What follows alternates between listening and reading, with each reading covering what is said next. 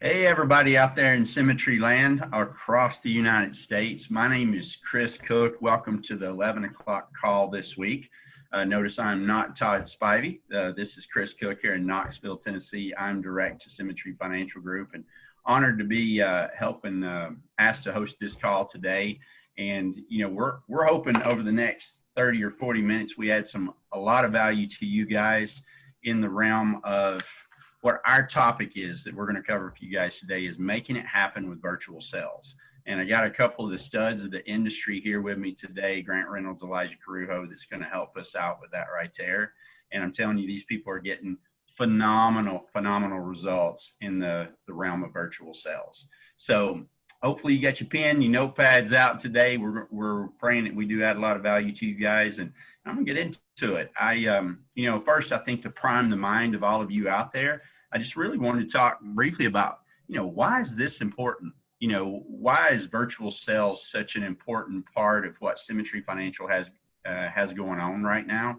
And I really wanted to dive into that. So I jot down some notes last night as I was thinking, man, why is this so important to Symmetry? Why is it so important to brand new agents? Why is it important to veteran agents? One of the things that I wrote down here, and see if you can resonate with this out there. I remember years of running appointments in person.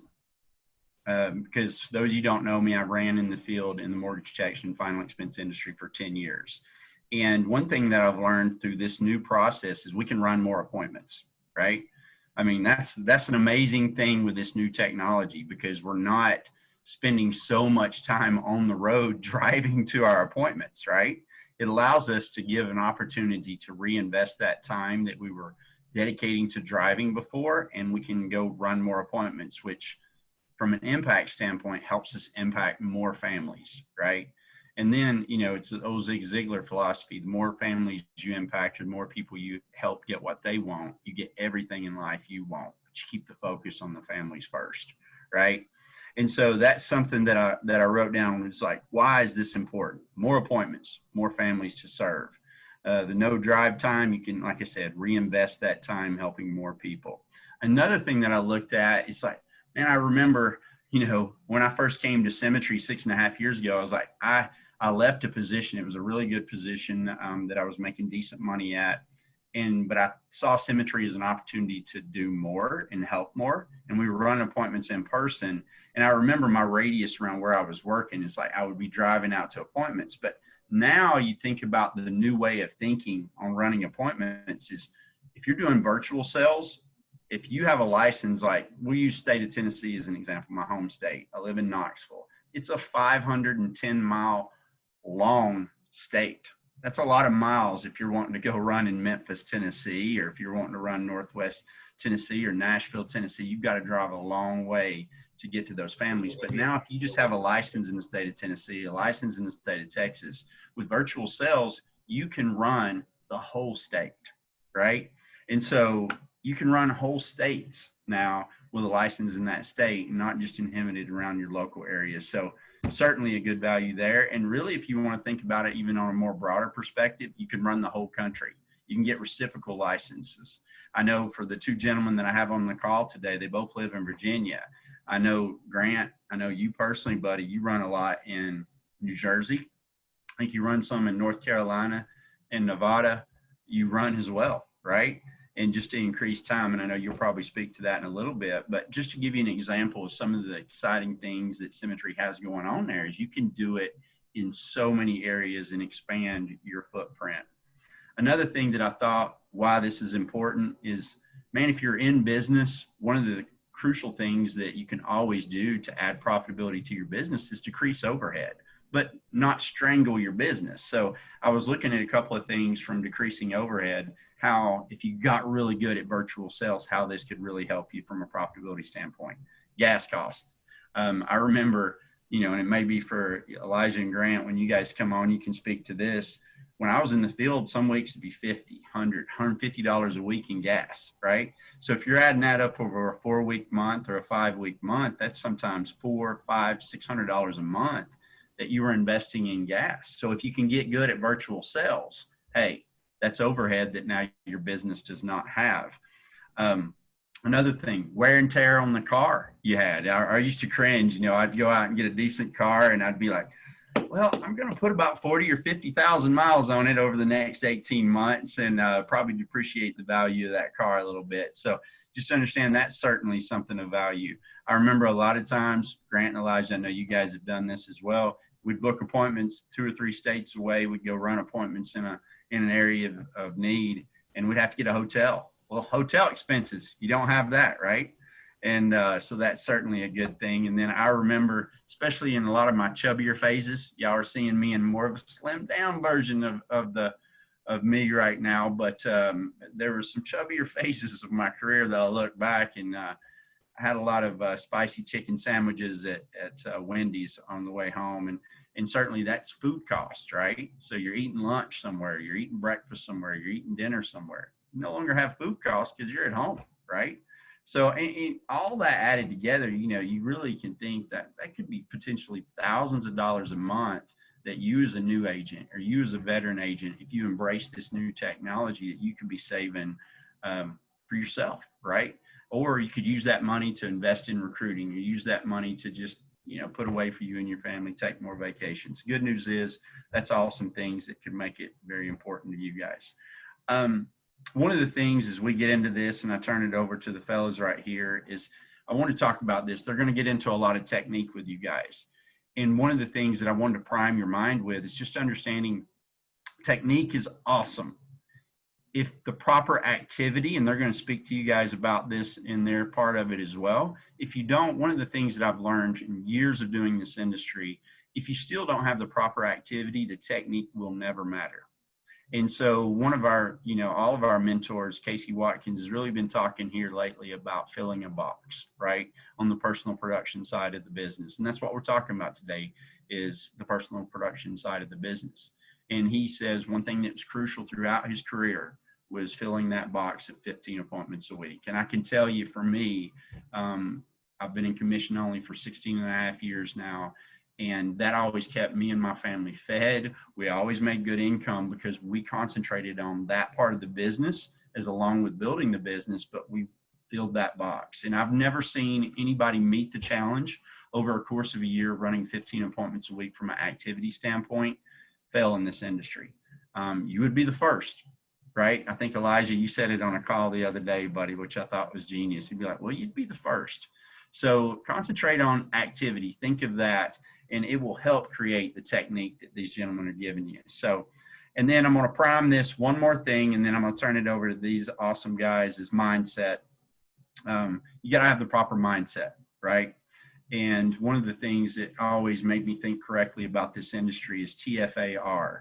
And it's just an acronym, TFAR, because thoughts lead to feelings, feelings lead to actions, and actions lead to results. And you've got to have the proper mindset. And so with that, I want to turn it over, and I really wanted you, Grant, to really lead us off and talk about just a little bit of mindset that you need to do this business and do it correctly. And Grant Reynolds, for those of you who don't know, agency owner at the ripe old age, became agency owner at the ripe old age of 23 years old. Very impressed with that. I'm pretty sure there's no way in the world I would have ever done that young of an age. I didn't have the maturity level, I promise you that. First 10 months became AO. What I love about his example, and if you heard it on yesterday's Spotlight call, when he first got here, he failed tremendously, but he failed really fast. And he didn't dwell in the failure. He focused on what he could do to solve it, right? He didn't focus on the problem. He focused on the solution. And I always loved that. Reason that you might want to listen to him today, I think it was 2 weeks ago. In 1 week, he sat 42 appointments. He sat with 31 of them, wrote 16 applications for $22,915 in APV. And I think almost all of that premium has already been issued and getting paid out to you, Grant. But buddy, I'm so proud of you, man. Agency owner. You're now 24 years old, just a wealth of maturity in the world, man, and just appreciate you being on the call, and tell us how to make it happen with virtual sales, buddy. Appreciate it, Chris. My name is Grant Reynolds, direct to the one, the only Mr. Chris Cook, out here in Virginia Beach. Been here right about 2.5 years. Started March 3rd, 2018, and just blessed to be here. Phenomenal team. So mindset, right? Because all of this doesn't matter if you don't have the right mindset. You can go out there, if you're still making 30 dials a week, guess what, baby? None of this is going to matter. If you're sitting with 2 families, you could try to finesse your way through all 2 of those appointments. Still ain't going to matter. You got to make sure that you're following the system, which is laid out, that says you need to sit with at least 15 families. If you do that, then now this is going to be able to help you. And so from a mindset standpoint, you have to be able to go in. For me, I look at this business and I say, my job is to protect the family. It's not to talk about the weather. It's not to become best friends. It's not to try to make a friend for life. It's not to just kick it on Zoom for 45 minutes. My job is to help a family. And I can't help a family if I don't write an application. I can't write an application if I don't have an appointment. Can't have an appointment if I don't book appointments. I can't book appointments if I don't pick up the phone. And I can't pick up the phone if I don't have leads. And so it all starts at the very beginning of saying my focus, my sole purpose here is to protect this family because they asked for it. And so I'm going to triple dial.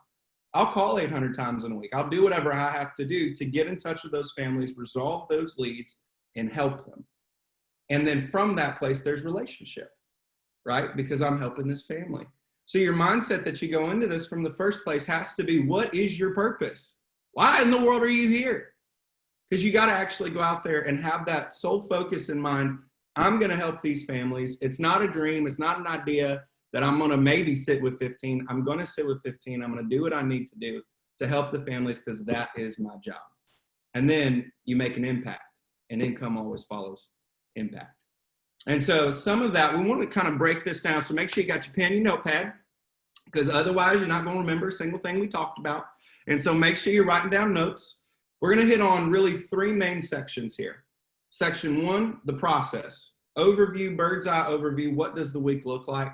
Then we're going to drill down to what the phones look like, what the actual appointment looks like, and then finally the importance of follow-up and communication in virtual sales. So strap in, get ready, let's rock and roll. So the process. When we look at the process, there's something that you have to go into the week understanding, and it's the difference between lead measures and lag measures. I want you to put these 2 things on a sheet of paper: lead measures, lag measures. What a lag measure is when you get to Friday and you look back over your week, super frustrated that you didn't do it, and try to reverse engineer what you did wrong to then try to fix it the next week. Guess what? You're lag, you're behind. You're behind the 8 ball, trying to constantly get ahead. But you're basing it off of failed results as opposed to what needs to actually happen that produce real results. So you're never actually going to get there. On the other end of that is what's called a lead measure, where you understand and you can break this thing down. Listen, I love playing poker, but I don't like to play poker with this business. And so I like to make sure that I'm going to do exactly what I set out to do. So here's some questions to write down. Do you know exactly how many leads you have to take to sit with 15 families, write 6 to 8 applications? Do you know exactly how many dials you make in an hour? Do you know how many dials to contacts is your general average ratio? Do you know your contacts to appointment booking ratio? Do you know your no-show rate? How many people don't show up, right? Do you know your close rate in the home? Do you know your persistency rate, your placement rate? Okay, all of these things are what we lay out and create the foundation for to then be able to go in and build a schedule that's based off of lead measures that now I know this is exactly what I need to do. Because guess what? My lead measures are going to be different than yours. You may be better on the phones than I am. You may have a better contact rate. You may be working a different lead type. But you have to understand what you need to do, what are the ingredients, and how to build the cake. Instead of trying to get frustrated looking at the oven and wondering why you got a cupcake instead of a 3-tier wedding cake. And so that's the difference between a lead and lag. So then now we can actually build the schedule. And so I have the opportunity to talk with Mr. Elijah Corujo, absolute stud. He was one of the first 10 people. I listened, my very first conference, I listened to Jacob Pogue, February 2018. He said his greatest regret was not building from day one. So I said, well, I'm not going to do that. So I made a list of 10 people that I thought would be good in this business. And he was one of them, friend of a friend. And I went and talked to him. Listen, guys, I was so bad at interviewing. He thought I was trying to sell him life insurance. All right.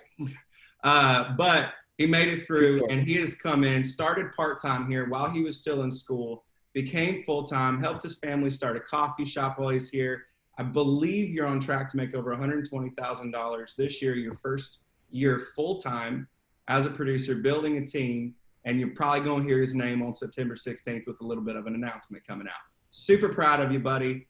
I'm going to kick it over to you. First things first, what is your mindset when you go into this business every single day when you wake up? Thanks, man. My name is Elijah, direct to you, buddy. And Chris Cook, I'm out of here in Newport News, Virginia. And I was on that list. I didn't do much in the beginning. I didn't do a whole lot until I got licensed in May. Didn't start making things happen until September of 2018. So this month actually marks 2 years, which is super cool, and very excited to be on this call. The mindset I approach not only this business but telesales with is that it's not a matter of if it's going to happen. It's a matter of when, and it takes place when I make the first step. And so I think about it, like you said, as a business. My mindset towards the business is this is a business. My mindset doesn't subscribe to the idea that this is a hobby or something I do in my free time or something I do for fun. If that's where you're at, there's nothing wrong with that, but don't trick yourself into thinking you've got a business when in reality, you think about this like a hobby or something you do on the side, because like Chris said at the beginning, your thoughts lead to feelings, your feelings lead to actions, and the actions lead to results. And so my mindset is I think about this like a business because it is, and therefore I get the results of a business rather than a hobby. And if you're confused about the difference between hobby results and business results is think about golf. Great hobby, but unless you're Tiger Woods, golf is going to cost you money. It ain't going to make you money. All hobbies cost money, and businesses, if you have the right mindset, will make you money. And so I approach every week with the thought process of it's not a matter of if I'm going to book appointments. I will book appointments. I will write business. And this has been my only source of income the entire time I've been here. The full 2 years that I've been here, both part-time and full-time, I did not have another job that was paying me. And so it was not a matter of, oh, if I write an app that I'll make some extra money, it's, I need to pay rent and I need to grow this thing. And I like making a lot of money. And so it's not something that I just want to kind of skate by making X amount each month. Like I want to make a lot. And so I'll get into schedule in just a sec, but what that looks like is like this month, for example, my mindset is I want to make $20,000 this month beyond expenses. And you can't do that if you don't follow that mindset up with a process, an activity, and a strategy. And so you want me to jump into what my schedule looks like and then toss it back to you? Yeah. So with all that said, what's the schedule that you run to do it? Yeah. The old schedule. So I'm 100% virtual. The last time I ran an in-person appointment was March of this year. And then when all this COVID stuff hit the fan, that's when I transitioned to be completely virtual. So the background you see is the same background my clients see, unless I'm across the street at my office. You can kind of see in the background there. But I don't go to people's houses anymore to run my appointments. And so before I would dial on Saturday, that would be my dial day. Now we got Saturdays off, Sundays off. Shoot, even half my Fridays are off. So my dials start on Monday. I will dial from, I typically dial about 7-8 hours a week, and I break that up between Monday and Tuesday. So Monday, I dial for Monday evening and Tuesday. Tuesday morning, I get back on the phones and I dial for Tuesday and Wednesday. And so I'm running appointments Monday through Wednesday in the afternoon and evening. I book all my appointments for same day or next day. I'm not booking a couple days out. Gotcha. And then I use Wednesday for back office to get my policies issued the same week. And then I use Thursday and Friday predominantly for building. And I would say this, note here on schedule. If you change your schedule every week, you're not going to get results. If you just are constantly trying to chase the technique of what the perfect dial time, like when is the right dial time?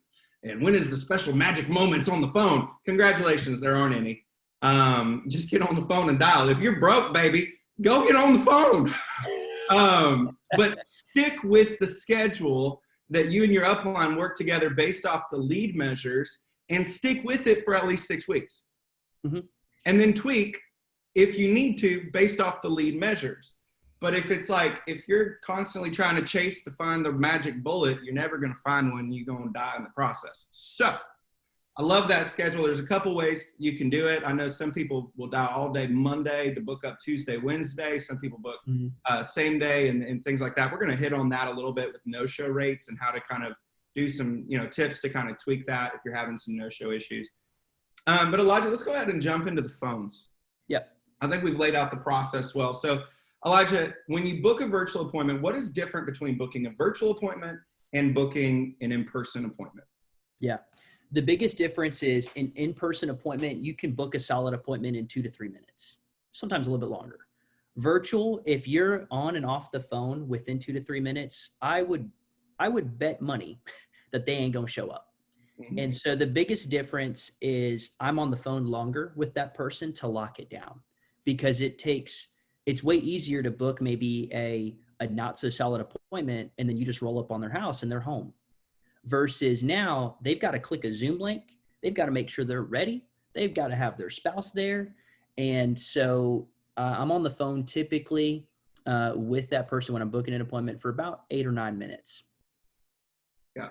And there's a question here I'm going to hit on. Somebody asked, what do you do if several days? There's only one time that I'm not going to book an appointment in the next 24 to 48 hours. They are in the hospital. They are on vacation. Yeah. That's it. If it's important to them, they'll do it. People wait 3 hours for the cable guy, right? So are you willing to take what the question really there isn't that, it's your posture. And are you asking for an appointment or instructing? And that goes into the same posture that we talked about from a mindset standpoint, is when you're booking the virtual appointment, we don't ask for the appointment. It's very assumptive language. So for example, Elijah, if I'm talking to you on the phone, say, okay, Elijah, so that's pretty much, after I've verified info, that's pretty much everything I need there. Now, Elijah, I'm going to go ahead. We've got about 45 carriers. So I'm going to go ahead and work with them to find the options that are going to be the best coverage for the best price for you. And then really how this works is pretty simple. The insurance carrier requires me to do a couple things. One, I need to make sure I'm getting this information to you directly. Don't want to give your private information out to somebody else. Two, I need to make sure that you're healthy. And you're not walking around here with an oxygen tank living in the hospital telling me that you're healthy on no meds.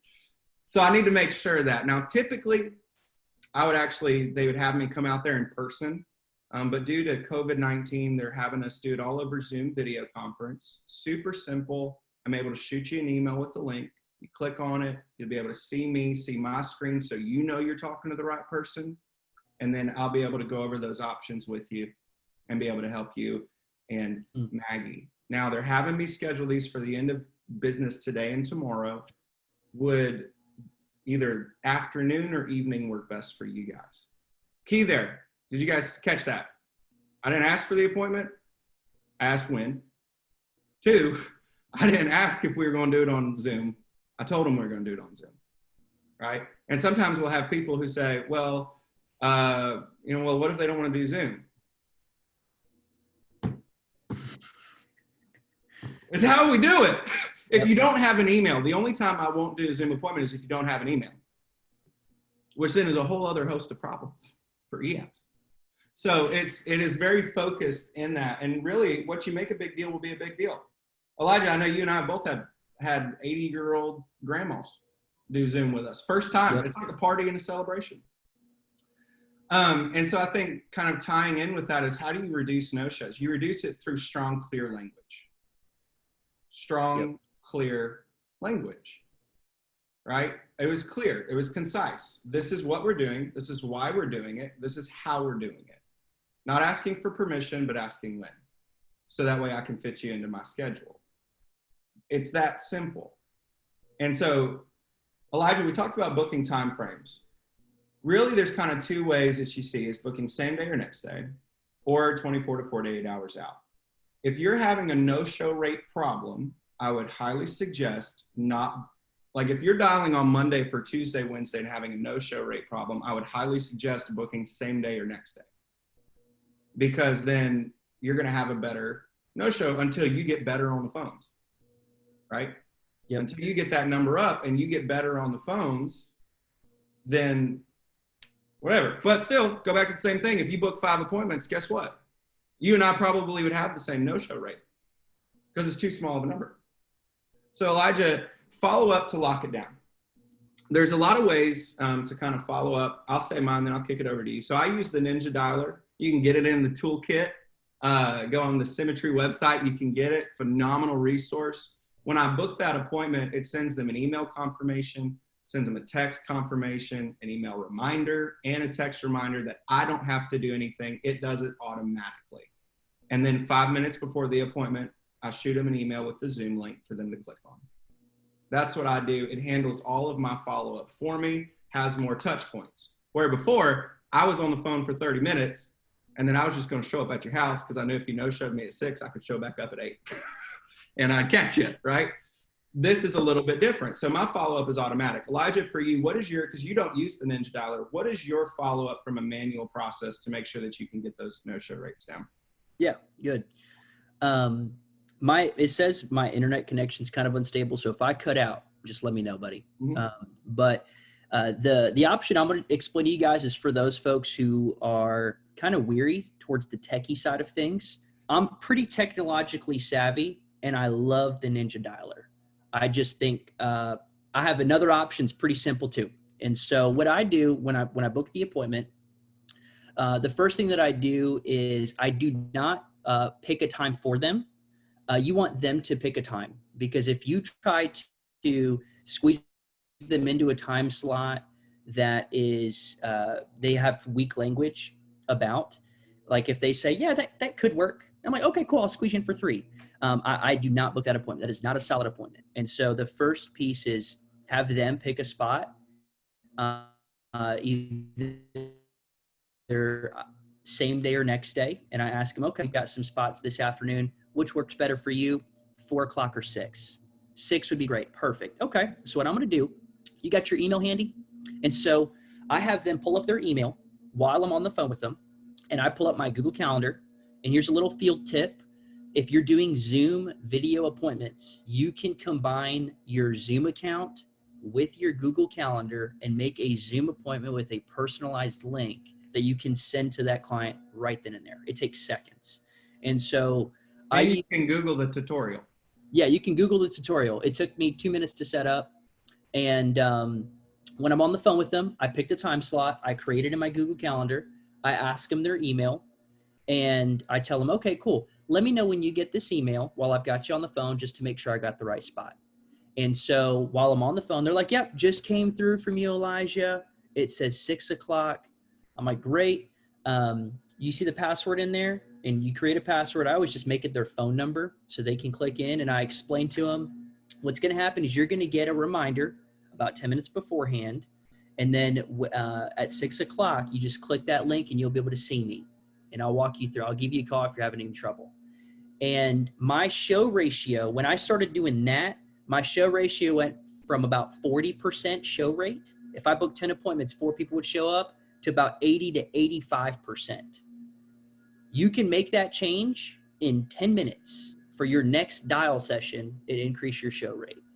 And that's huge, because the biggest objection I hear from agents who are really kind of just not wanting to do virtual sales is the tech side of things is scary, and they've always done in-person appointments, and the idea of switching is scary. It's true, but the reality is, from a business strategy standpoint, you can be way more productive doing virtual sales. At least I have, than in person. And so I lock it down by using that calendar invite. And then let's see here. I wanted to hit on this real quick. So how do you overcome the elderly who do not have internet capabilities, can only rely on phone call appointments? How are you going to sign the app? Yep. It's an e-app. They got to have internet. So it's a whole different conversation. If they don't have internet capabilities, you're looking at mailing a policy, you're looking at driving to their house and doing it. But here's the deal too. I have yet to have that situation, and I ran 31 appointments in 4 days. It's true. Right. So these things do happen. And sometimes, like I have one of my agents, she had to send a policy in the mail to the client. Happens, right? But a phone call appointment really is a completely different Zoom training for a different day, because it's a completely different, it's just very different in how you actually go about doing that. Yeah. I remember 2 weeks ago, I ran an appointment on a lady who was 84 years old. 84. And she didn't have a computer, but she had an email, and she signed we ran the appointment over the phone. She signed it on her tablet and walked her through it. And yeah, which I'll tag on that field tip here, guys. If somebody says they can't do Zoom, they don't have a computer, ask them if they have an email. And then if they say, yeah, ask them, how do you check your email? Smartphone, tablet, whatever. Sign it on a smartphone. You can do that. Keep it simple. And it's just ask questions. So Elijah, let's go ahead and move on here to the appointment, because I want to make sure that we can really dig into this. So the process overview, a couple quick field tips, best practices. You might not be closing stuff because you might look creepy. Don't look creepy. That's real. Like if it looks like you're in a basement, like this is my office, right? If it looks like you're in a basement, if you don't have good lighting, and this doesn't have to get complicated, y'all, just turn the lights on, right? So just look at yourself on Zoom, make sure you have good internet, run a Zoom session or a Google Hangout session with friend or family or your upline to get honest feedback of what it looks like. Make sure that they can hear you well. Right? Maybe your computer audio on your computer doesn't work well, so you need to get headphones and use those, right? So that way they can hear you better. But you don't know this if you don't work with somebody.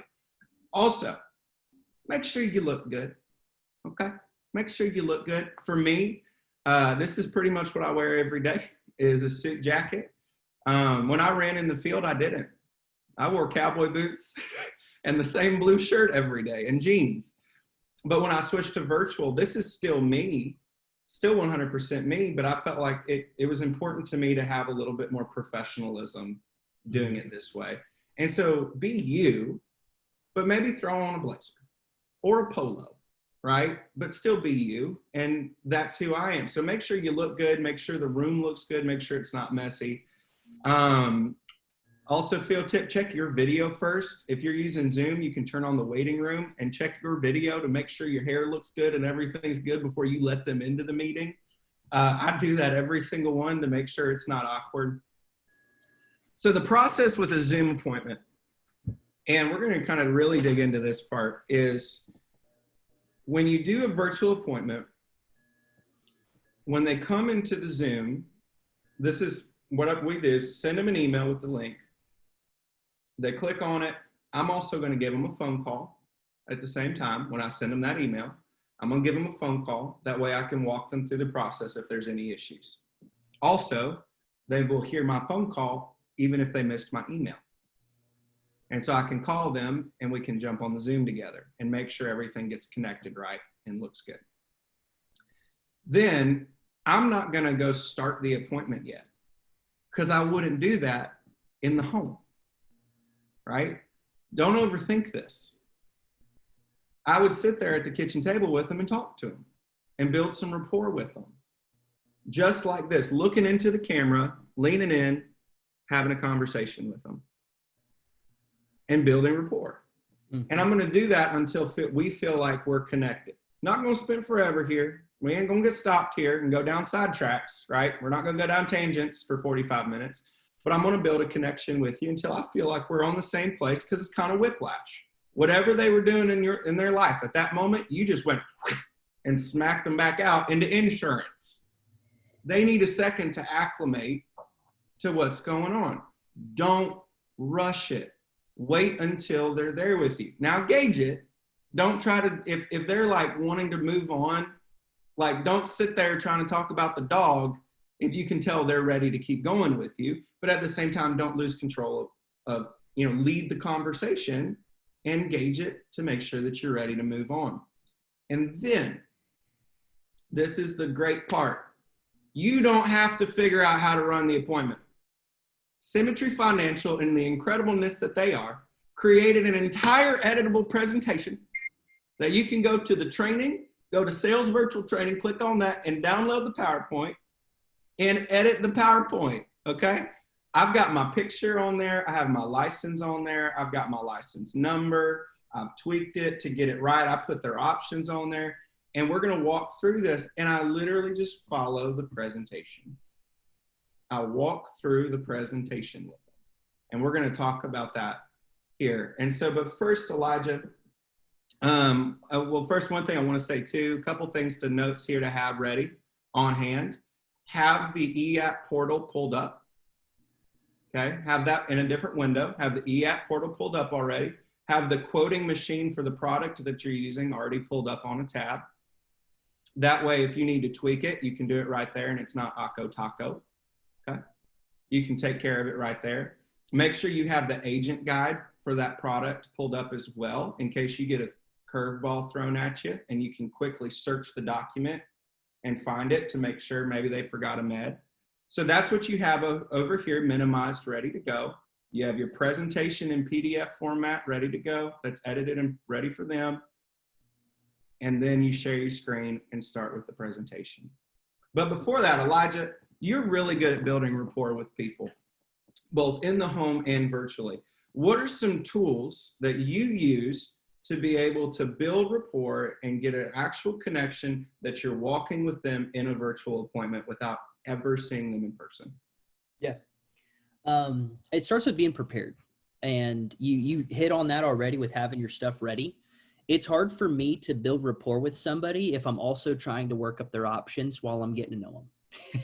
And so I prepare their options after I book when I'm done dialing, before I hop onto the Zoom, I have the presentation tweaked for their options. And so it starts with being prepared so that I can be present.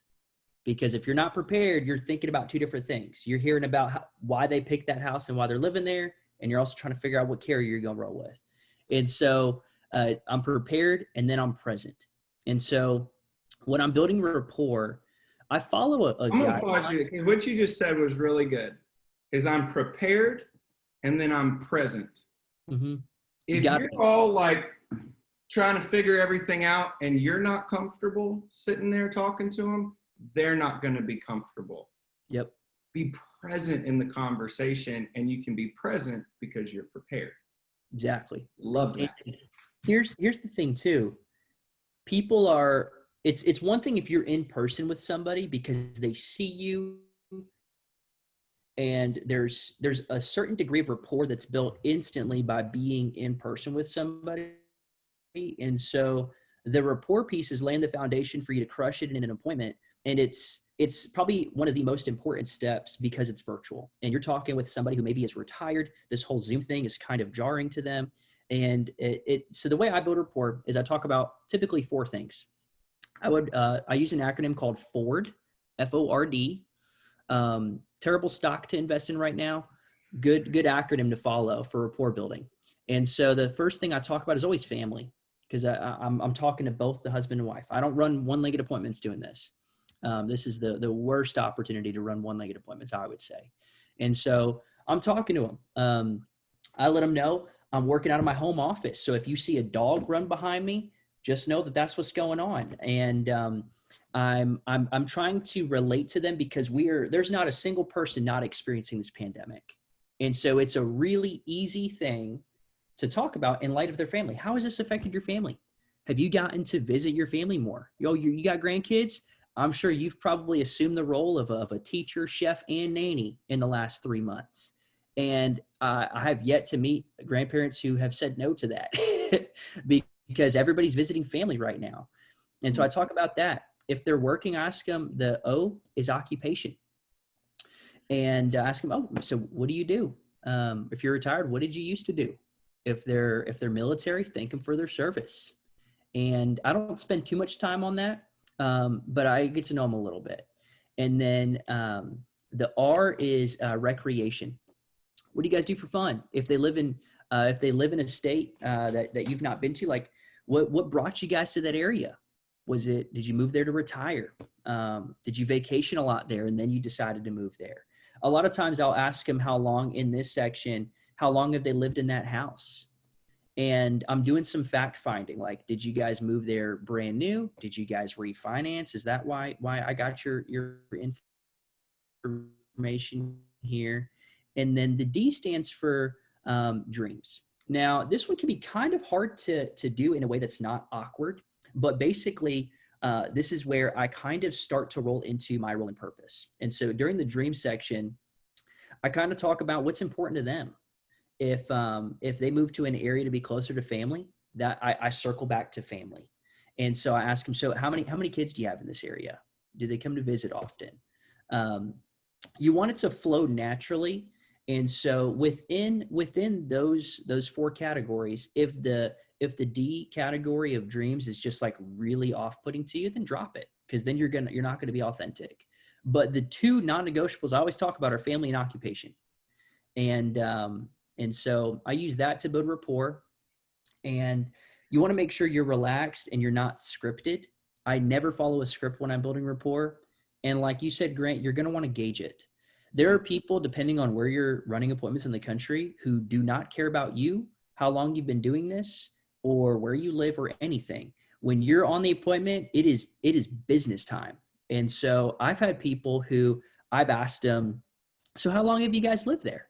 And they're like, that's not important. I need to know how much this is. And I'm like, okay, well, let me explain what my job is and we'll jump right into it. Typically those people are. I would put a pin in that too, though, yeah. Is you don't jump to the quotes. Heck no. You just say, okay, that's fine. Well, let me share my screen with you. And then you start the presentation, because you're in control, people. Exactly. You're the licensed professional and they ask for your help. Yep. And you'll get people, I love running in Jersey. Like it's amazing, but you'll get a lot of people who they're not down to chat for 30 minutes getting to know you.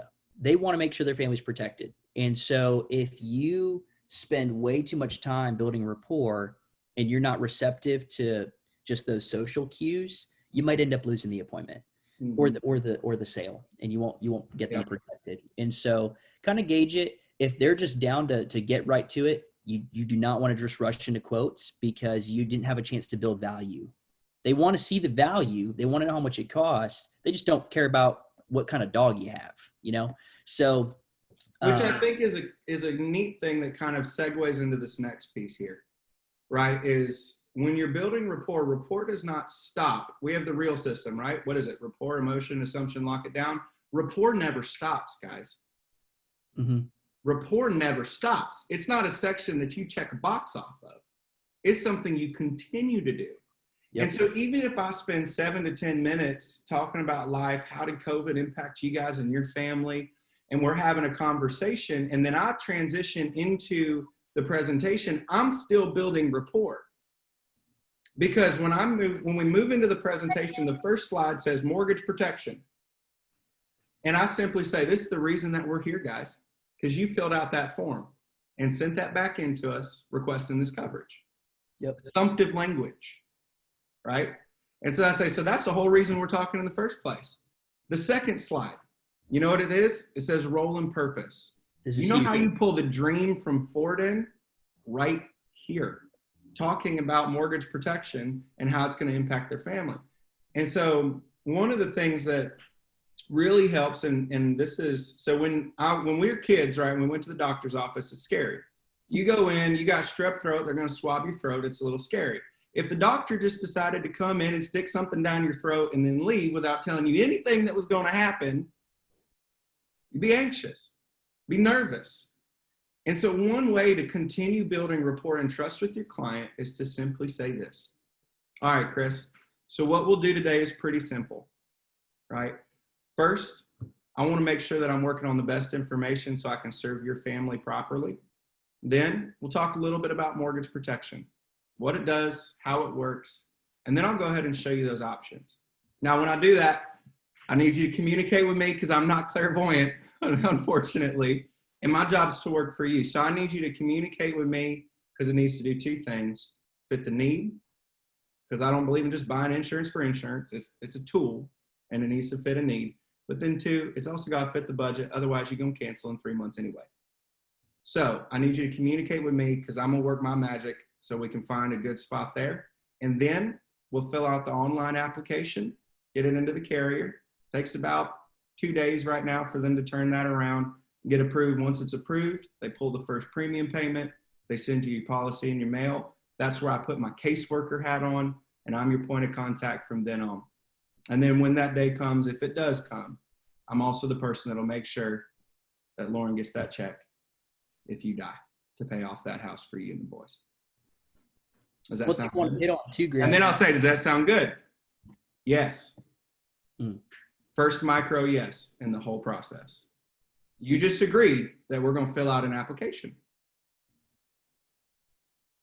And now I'm going to continue building trust and rapport with my client because I'm going to do every single one of those things I just said in the order I said them by following the presentation. So they know what to expect.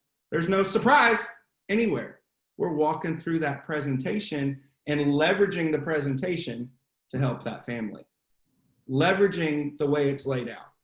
Leveraging those questions, right? So from there, you move into verify the information. After you verify the information, it's understanding their why. So I just simply say, okay, I want to make sure I'm serving you guys the best way possible. What's the reason that you want to get? Not the reason of why would you want to, but what is the reason you want to get? Assumptive language, you want to get this coverage in place for your family. And then shut up. Don't talk. More you talk in Zoom appointments, more you're going to lose. Don't talk. Let them talk. This isn't something they talk about often. So let them talk and sell themselves.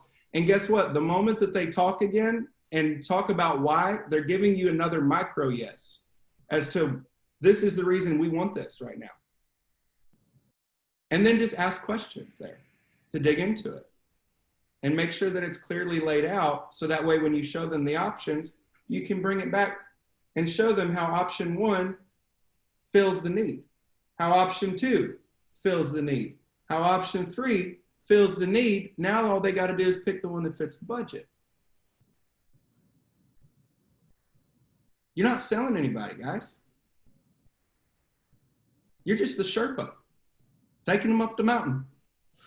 Helping them find the right thing. You're not having to sell anybody anything. Just follow the presentation and have a conversation and lead, and then be able to help them find what it is that they're looking for. And here's the deal. I'm going to give another tip here, especially with virtual sales.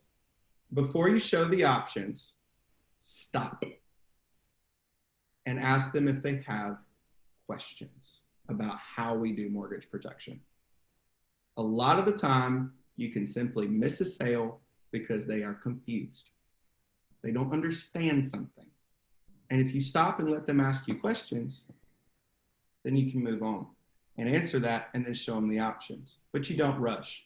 Another quick tip here, because we're getting to the end of our time, another quick tip is when you're running the appointment, continue to share your screen as you log into whatever carrier, right? Also, like when you're doing that, show filling out the whole application, transparency. So then when they see the bank account information, they know it's coming, right? And you're not surprising anybody, then you're able to do that.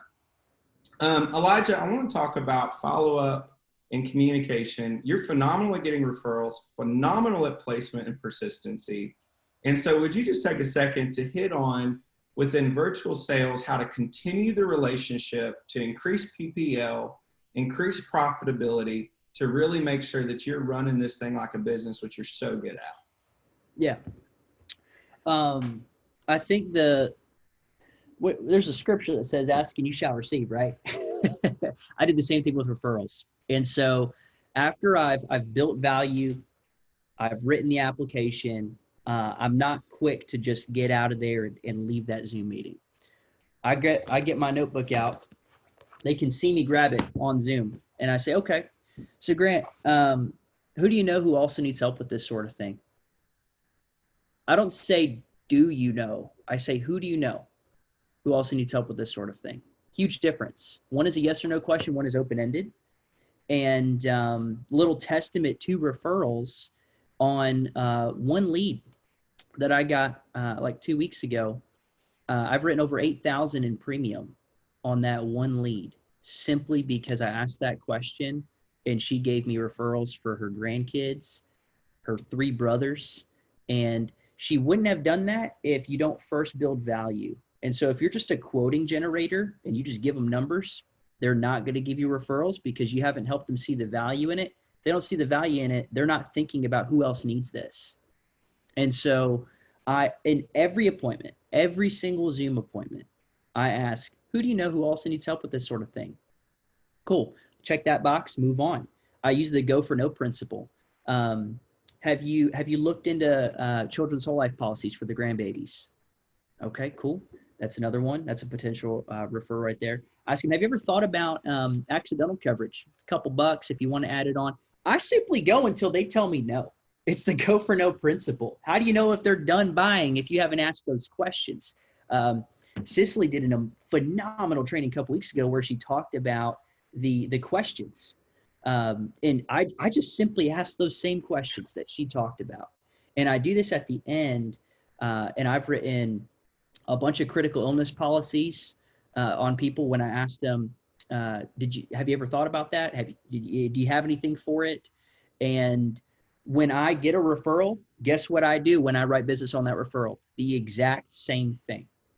You can get a referral from a referral, and before you know it, you've helped generations get protection and assets covered.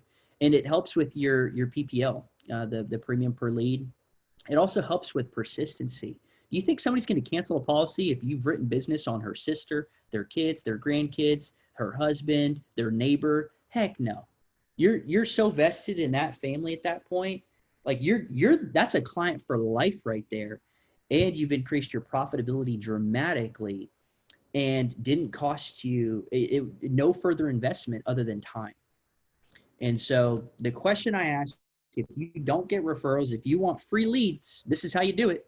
There's a bunch of random companies out there advertising free leads. Newsflash, they're trash.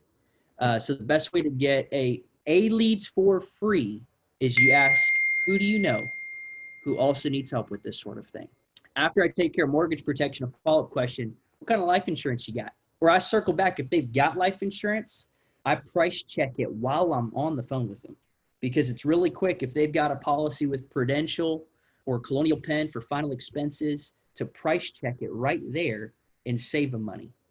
And so it follows the 5 R's. If you guys are not doing the 5 R's, replacement, referral, Rugrats, retirement, recruit. And we could do a whole nother call on the 5 R's, but referrals and replacement is, I would say, probably the 2 biggest that help with my profitability and persistency. I think my PPM over 4,000 in premium on per lead. Well, Elijah, thank you so much, man, for everything that you bring to the table and who you are. I know you're helping so many families out there. So guys, if you don't take anything away from this, take this simple thing.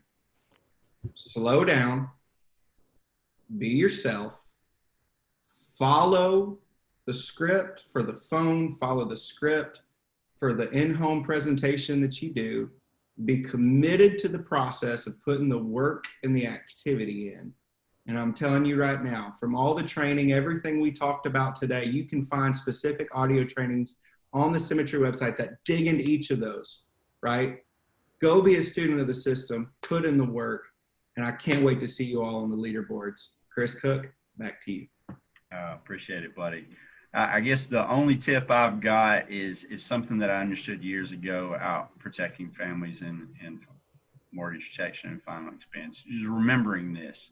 We're not here to create a need. We're here to solve a need, right?